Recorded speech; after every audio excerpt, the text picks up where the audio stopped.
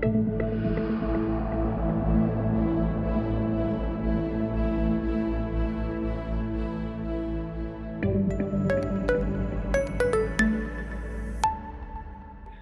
to my ongoing conversation about my upcoming book, Thriving in the Eye of the Hurricane, Finding Your Innate Resilience in Our Challenging Times.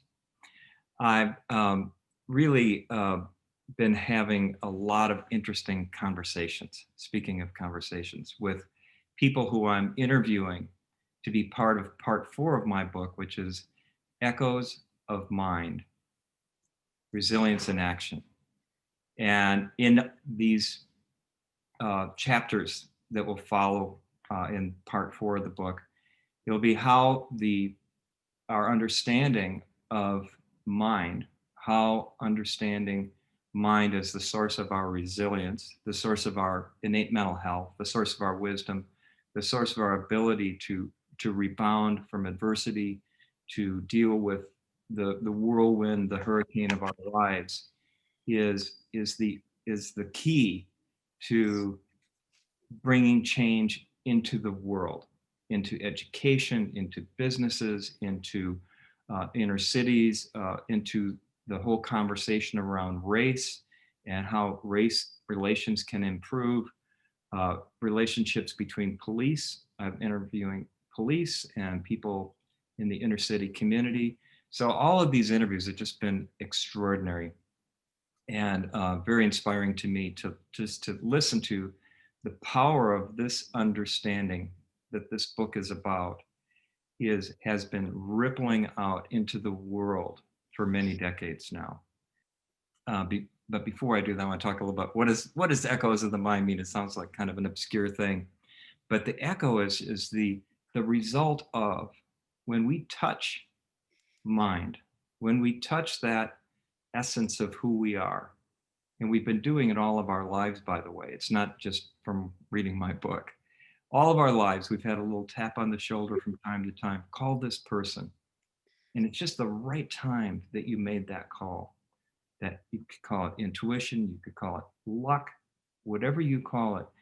What I am pointing to is that that's the power of mind. And it has many echoes in our life, from the mundane and the simple to profound social change, to profound choices that we make in our life for choosing a mate or for choosing a career. One of the stories that profoundly impacted me was interviewing a lovely woman, Beverly Hayes Wilson, who has done programs in California, in communities and also in prisons. And she told me the story of Coliseum Gardens, where she did her first project. But when she went into this community, what she went in with was her own transformation first.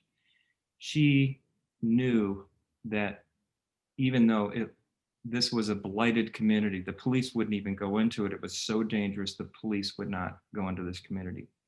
But she went into it armed with knowing her own resilience, that whatever faced her, she would be fine. Second thing, she saw that resilience in all the people, all the drug dealers, all the children, all the single moms, all of the people of the African American community, the Cambodian community, the Latino community, that all lived together in this project. And at first it was tough going. They didn't trust anybody coming in from the outside because they would never last more than a month or two, and they'd give up hope. It was too much. They began to be friends.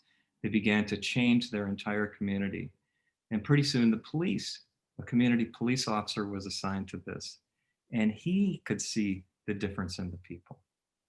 And he could see the changes because he had arrested a lot of these people in the past. He, who won the California Peace Award for his work there and bringing community policing into this community. I guess I don't have to go into the whole story, but the point of the story is it's a story of the power of the mind. When our minds change, our surroundings change, our relationships change. That's the power of mind. the power of connecting to that source in us. So that's just another wonderful little story to tell you as the journey.